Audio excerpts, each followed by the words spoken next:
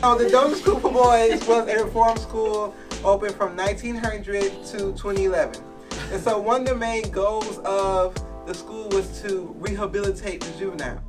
Religion was an important part of the instruction there. It was like, okay, we had guest ministers from the community to come to preach to the kids. They had to go to Bible study. They had to go to Sunday service. They had Tuesday night service. They had so many services for the kids.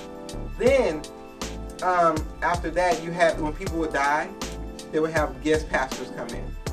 Now, this is to give you a brief background of how it worked at the school. However, how many guys know Karl Marx? What was his idea of opiate? What is the idea about opiate of the masses? What did he mean?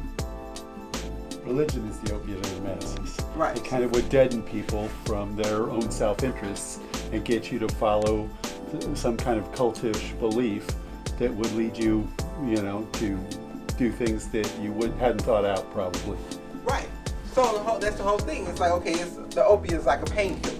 So it is to dull your experience. So then there was this hope that this moral reformation would make the boys feel like, okay, this is the condition I'm in because I'm supposed to be here. I will seek my reward in heaven. It didn't work out that way.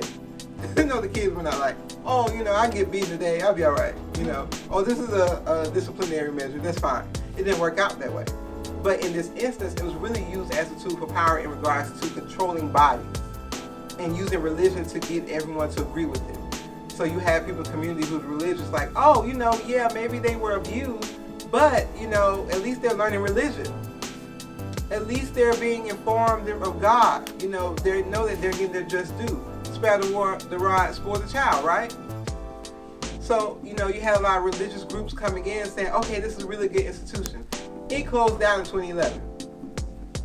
Throughout its history, there were cases of federal investigation of abuse, people dying or getting killed, but it was still open to 2011. And it's like,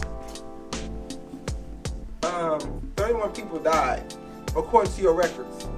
So they only had records for 31 people dying, right? Now, Dr. Kimberly, who's forensic anthropologist at USF, went with her team to exhume the Boot Hill burial ground. There was 31 crosses, but the 31 crosses did not know actual burials. There were 55, they were able to locate 55 unidentified burials at Boot Hill Cemetery. The conversation that they had, I would say August 2016, was what should we do with the unidentified remains? So the thing is, after the University of South Florida Anthropology Department, finished the report, I know it's like you don't want to say woo after that discussion, but that's fine. So after the Department of Anthropology finished their report, they sent it to the state, and they had to present it to the state, the Florida cabinet. And they're like, oh, I'm so sorry this happened, we need to memorialize. August 2016, that was January 2016. August 2016, you have the Dozier Task Force, where it is, you have the City Commissioner of Mariana, you have Jackson County Commissioner, you have a funeral director of the state, you have a member of a family whose relative died at Dozier, you have one member of the White House Boys, you have a historian but he's non-voting, and you have a member of the NAACP, and you have a member of the Florida Council of Churches. Who's left out of this group? USF. So they're trying to determine now, okay, what do we do with the burials or unidentified remains, but they did not bring the fact-finding institution on this board. So I'm actually writing about that like literally right now. So now with the fact that the researchers are not there, they're making decisions. They're not even really based on fact, or their interpretation.